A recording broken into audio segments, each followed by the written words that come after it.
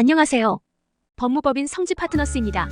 음주를 섭취하여 정상적인 판단이 어려운 상태에서 자동차를 운행하는 것은 위법입니다. 그럼에도 음주와 관련한 범죄 건수는 줄어들지 않고 발생하고 있습니다. 음주운전에 대한 사회적 이슈가 만연해지자 경찰은 이를 근절하기 위하여 대대적인 단속을 시행하고 있습니다. 경찰 공무원은 교통의 안전을 위하여 운전자에게 호흡 조사를 요청할 수 있으며 운전자는 경찰이 요청하는 것에 반드시 응해야 합니다.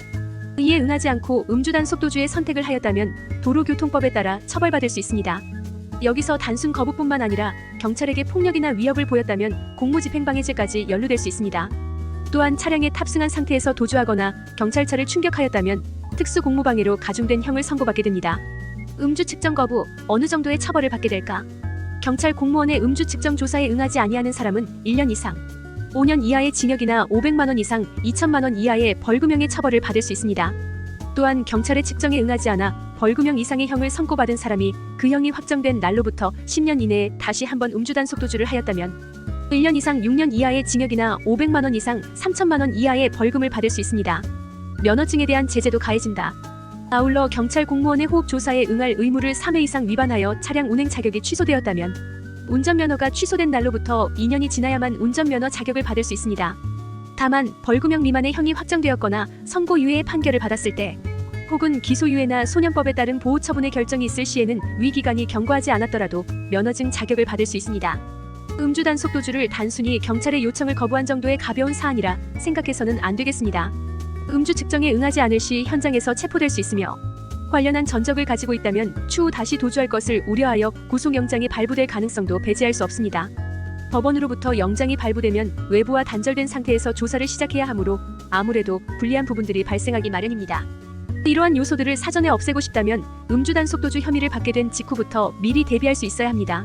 음주운전 재범으로 호흡 측정 거부한 A씨, 구속영장 기각 및 벌금형 선고 사례.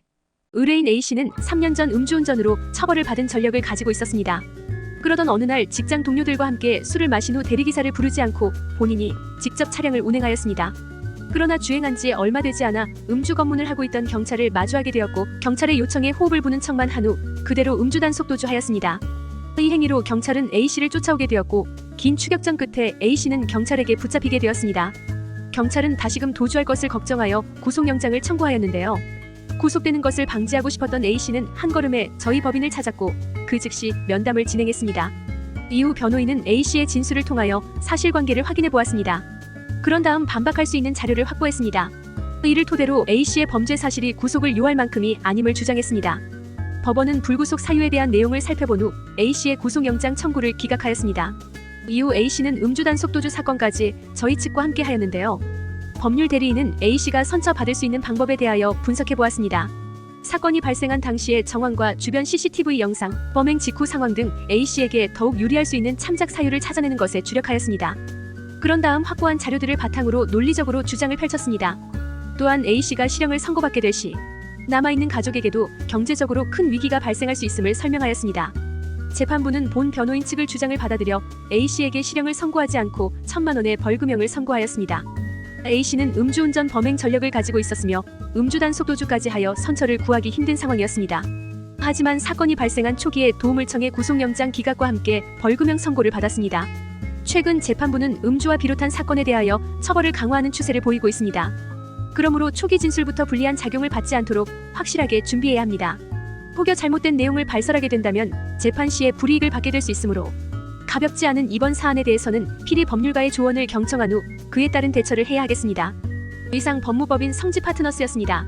감사합니다.